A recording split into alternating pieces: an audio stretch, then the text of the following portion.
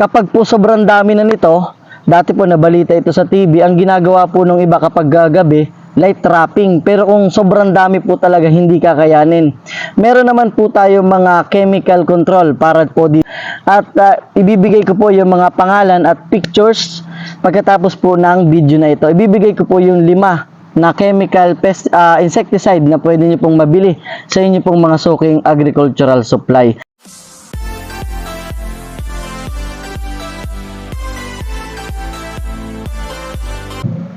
Isang magandang araw na naman mga kasaka. Ako po muli ito, ang inyong agriculturist. Sumasaludo sa magsasakang Pilipino para sa Pilipino. So, ginawa po namin ang video na ito dahil ito po ay nakita na namin noong nakaraan dyan po sa southern part ng Mindoro. At ngayon naman dito po sa 1st District ng Oriental Mindoro, habang kami po ay nag-iikot at pumupunta sa mga kliyente natin na mga AdaBush user, ay nakita po ulit namin dito sa parting Nauhan ay meron po ulit ng insekto na ito. Ano po ba yung insekto na ito na nakita namin at bakit po namin nagawa itong video na ito?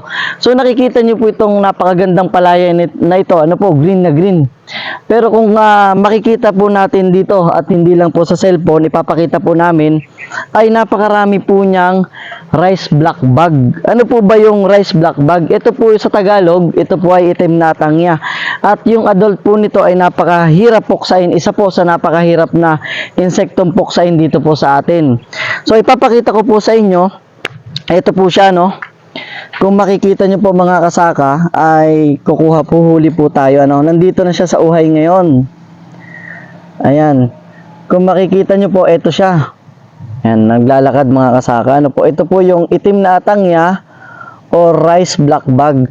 So, ang ginagawa po nitong itim na atangya, ito po ay sumisip-sip sa atin pong mga tanim na palay. Particular po dito po sa puno, ano po, yung mga matatabang suwi po ng ating palay ay sinisip-sip niya.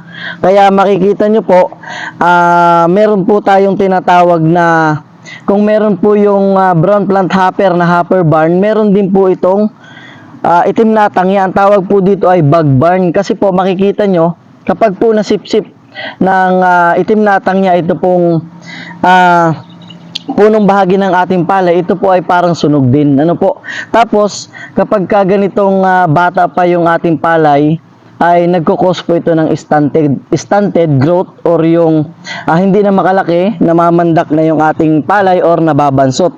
So, isa po sa mga pwede natin gawin dito, tama po yung ginawa nila nung shoutout po sa may-ari ng palayan na ito. Ano? Ginawa po dito, ay pwedeng flash flood or papasukan natin ng tubig within 3 days para po yung mga ganitong rice black bug ay tumaas siya or pumunta dito sa mga dahon at hindi siya makasipsip dito sa puno. Ano po? Tapos, kapag po sobrang dami na nito, dati po nabalita ito sa TV, ang ginagawa po ng iba kapag gabi, light trapping. Pero kung sobrang dami po talaga, hindi kakayanin.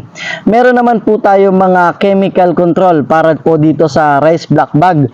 At ibibigay ko po yung mga pangalan at pictures pagkatapos po ng video na ito. Ibibigay ko po yung 5 na chemical insecticide na pwede nyo pong mabili sa inyo pong mga suking agricultural supply. So, kung meron po kayo nakita nito sa inyo pong palayan, ay agapan po natin kaagad para hindi po makabawa sa ani, tuloy-tuloy yung magandang paglago at pagbunga ng atin pong palayan. Kasi isa po ito sa mga alarming din eh. Kapag kakala natin ganito, hindi natin nabibisita yung palayan natin, marami na pala. So, patubigan po kaagad natin within 2 to 3 days pag hindi kinaya at sobrang dami na, chemical control. So sana po mga kasaka ay natulungan ko po ulit kayo.